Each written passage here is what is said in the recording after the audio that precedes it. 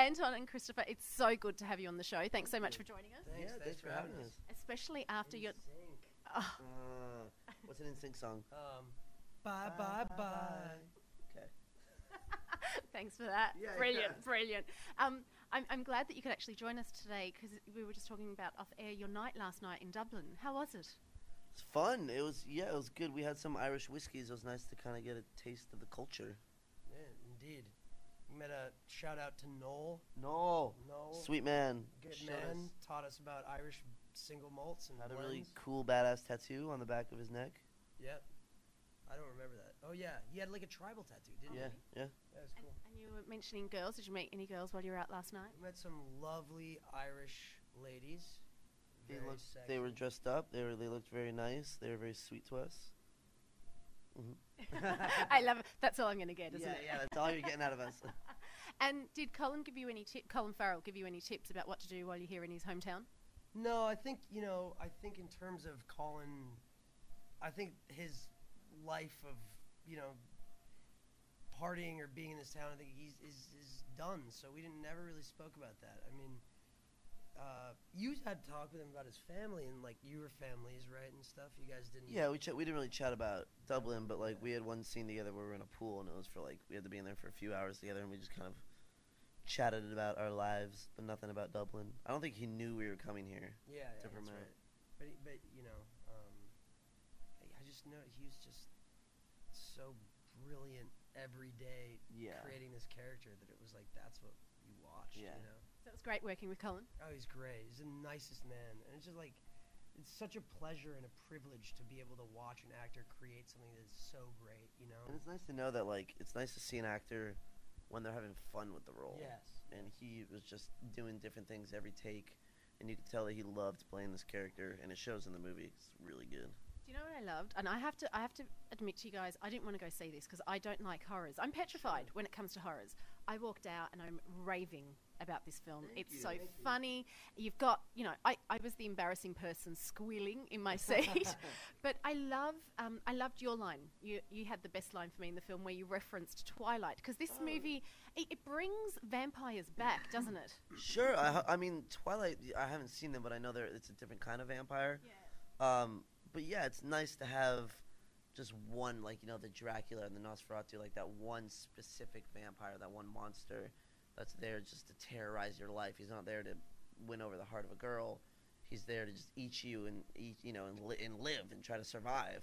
And it was cool to bring that back. Yeah.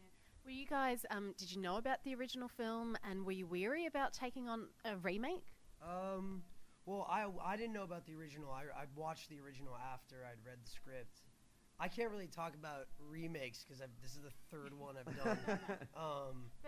And I'm not sucking up here. All the ones that you have done, I was going to say Top Gun, but you haven't done Top Gun. You'd be awesome in Top Gun. Really good in Top Gun. I meant Star Trek and...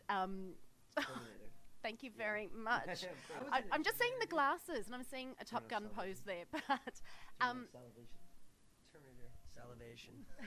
No, but your remakes have been great. Oh, So thanks. what makes you go, okay, this one will work, that one won't actually work? I think it's really about the people that you work with. It's like the filmmaker and the crew and the cast. And like when I signed on to this, it was just Craig that was attached to direct, but I was such a big fan of his from Lars and the Real Girl. And then all these wonderful actors, starting with Colin, signed on. Really looked forward to working with this guy, You knew I was going to be attached later on. You were like, oh, I'm going to do this movie because I know Christopher Mintz-Plasse is going to be attached in 3 months. So many crazy things. That's nuts, dude. Yeah, I know. It's the whiskey. Yeah, it makes you smarter. No, but I think that's what it really is. It's really about the people you're working with. Star Trek was another great cast and another great filmmaker, and JJ's so smart, that you just trust him. It really, I think it really depends, on those things and the material and how that material is treated, and that's really your first taste of what the movie's going to be like. Marty wrote a great script, But can I ask you, Christopher, I love that you were able to turn into the vampire. Yeah. What was it like, though, getting ready for that, sitting in the makeup chair? How long did that take? It took about 4 hours every morning, so I'd have to get... No, I'd have to get set a couple hours before this guy. And then it took like an hour to get off at night. But I mean, it was kind of uncomfortable. It looks amazing in the movie, but I had the best nights of sleep because of how tired I was. What do you do though for 4 hours in that makeup chair? You kind of just, I mean, for the first hour or two, they're just working up here, so you're kind of just chatting with the makeup artists. Those Howard and Tammy and all these incredible makeup artists, and they're great people. So you just kind of converse, and then throw some music on, and just hang out really. Yeah. Well, Anton, you didn't really have that whole makeup thing going, but you had a lot of physical scenes. Yeah. What was it like preparing for that? Physical. He said that playing in the background. That's what I did. That was your inspiration. I threw on a Bette Midler headband and Olivia Newton-John, the great Aussie. I was thinking that weird. I keep thinking about this Bette Midler movie where she's held hostage and she's like working out in the basement. And Danny DeVito's in it, I think too. Dan knows. Okay. Anyway, it wasn't a lot of prep. It was like, I mean, our fight scene we rehearsed for maybe 4 or 5 days, just to get the moves down. And everything else. The big fight scene at the end in the dirt, like that whole big action scene. Yeah, that was tough, just because the environment was kind of it was a dirt pit, and Javier, who's a brilliant DP, uses a lot of diffusion smoke, and we were on this nasty stage, so the combination of those three things made it kind of difficult because we were moving around a lot, and. But it was like we were on set with David, and I'm not gonna bitch and complain if David is having a great time and he has to fall from the same hole that I do. David Tennant. Just cleared up, yeah. Yeah, he's wonderful, and he's so great in the film, and it's the nicest. He's one of those people that no matter how nasty the environment that you're in, no matter how many hours you're working, no matter how tired he is, he's just forever grateful, great. He's grateful, forever grateful. He just knows that, people would kill to be in the spot where it's like you start complaining, you start becoming an asshole, It's brilliant. Yeah. And it makes for a good mood on set. Yeah, absolutely, because everyone's working so hard, not just you.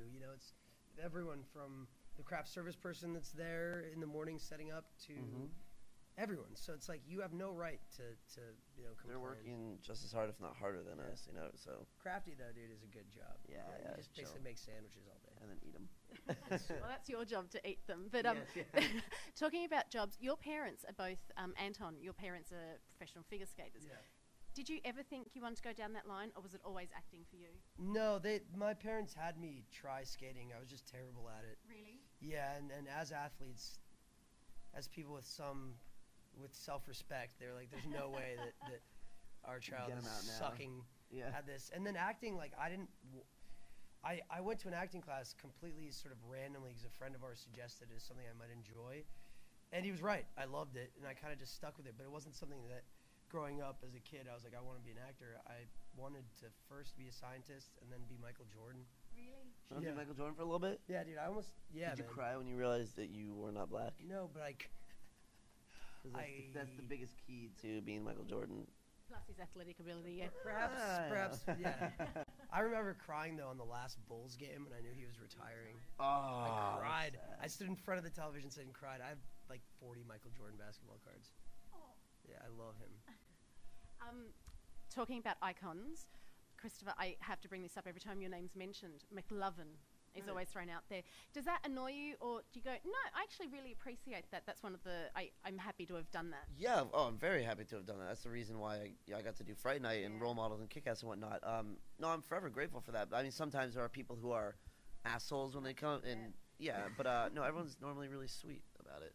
Cool. Yeah. I need to wrap this up. So can I just ask one final question? Sure. I'm sure you're sick of this, Anton. I need to know more about the Star Trek 2 sequel. And Christopher, I really want to know about Movie 43, because you've both got lots coming up. Yeah. Movie 43, I just shot, it's a bunch of short films that the Farrelly brothers are producing, short comedy vignettes, and he actually did one.